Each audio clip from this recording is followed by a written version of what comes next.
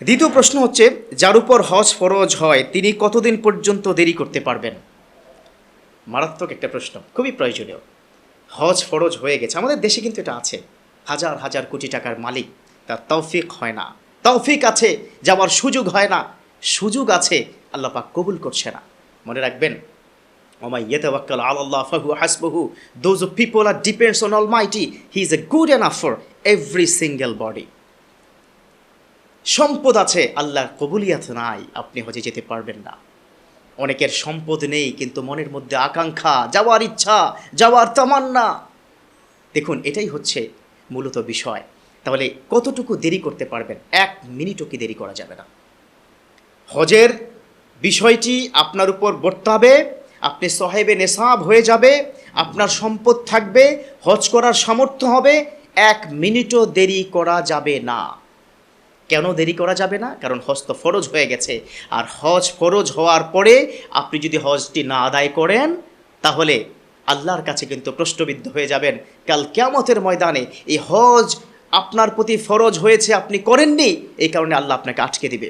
Trust me, ইসলাম কিন্তু এটাই বলছে। এবার বিষয় হচ্ছে, তাহলে তো আমি অসুবিধা নাই, যাব, সামনের বছর যাব, এই বছর পারিনি। একটা প্রশ্ন করি, হায়াত এটার মালিক কিন্তু আপনি নন।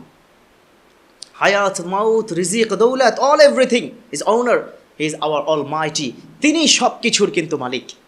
কখন আপনার ইন্তেকাল, কখন আপনার মৃত্যুর ঘণ্টা বেজে যাবে আপনি জানেন না।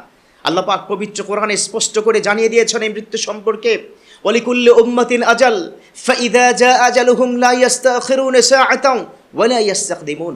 প্রত্যেকটি মানুষের জন্য রয়েছে একটি নির্ধারিত টাইম ডিউরেশন, সময়টি নির্ধারণ করা হয়েছে। যখন সময় শেষ হয়ে যাবে তখন তাকে আল্লাহর কাছে ফিরে যেতে হবে।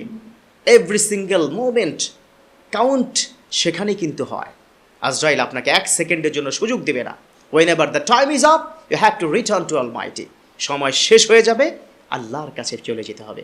অতএব খুব স্পষ্ট ক্লিয়ার বিষয়, হজ যখনই ফরজ হবে then you have to decide yourself যে আমি হজে যেতে চাই। পাসপোর্ট করে ফেলবেন, হজের জন্য ভিসা জমা দিয়ে দিবেন। তার মধ্যে যদি আপনি ইন্তেকালও করেন, খুব স্পষ্ট মনোযোগ দিয়ে শুনবেন, আপনার উপর হজ ফরজ হয়ে গেছে, পাসপোর্ট করে ফেলেছেন, ভিসার টাকা জমা দিয়েছেন, আপনি হজে যেতে পারেননি, এরকম অসংখ্য অগণিত আল্লাহর বান্দা, ভাগ্যবান মানুষ কিন্তু ছিল। এখানে একটা ইনসেন্টিভ রয়েছে আপনাদের জন্য, একটা সুখবর রয়েছে। টাকা জমা দিয়েছেন, হজে যাবেন, তার আগে আপনার ইন্তেকাল হয়ে গেছে, তাহলে কি হবে? মনে রাখবেন, যিনি টাকা জমা দিয়েছে, হজে যেতে পারেনি, তার হজ আল্লাহ কিন্তু কবুল করে নিয়েছেন। আল্লাহু আকবার। মনে রাখতে হবে, আপনি 5 লক্ষ 10 লক্ষ টাকা দিয়ে হজে গেলেন, কোনো কারণে কোনো তারতিব, কোনো ওয়াজিব আপনার ছুটে গেল, সঠিকভাবে হজের নিয়মকানুনগুলো আপনি প্র্যাকটিস করতে পারলেন না, হয়তো আপনার হজ কবুল হয়নি। কিন্তু যে আল্লাহর বান্দা টাকা জমা দেওয়ার পরেও হজে যেতে পারেনি, বিশ্বনবীর স্পষ্ট কথা, মুসলিম শরীফের হাদিস, সে আল্লাহর বান্দাকে আল্লাহ পাক একটি মকবুল হজের সওয়াব দান করবেন। আল্লাহু আকবার। অতএব আমি আবারও বলছি, যখনই আপনার তৌফিক হয়ে যাবে, যখনই আপনি নেশাব পরিমাণ সম্পদের মালিক হয়ে যাবেন, হজে যাওয়ার আপনার উপর্যুপরি যে সম্পদ রয়েছে সে সম্পদকে প্রপার ইউটিলাইজ করেন। আল্লাহ পাক বলেছেন, অমিম্মা রাযাকনাহুম ইউনফিকুন, আমি সম্পদ দিয়েছি সেটা তোমরা ব্যয় করো। সম্পদ আমার, ব্যয় করবে তো আমার জন্য। অতএব আল্লাহর জন্য যেন আমরা সক্ষমতা হওয়ার সাথে সাথেই আমরা যেন হজে যেতে পারি। আল্লাহ আমাদের তৌফিক দান করুক, আমিন।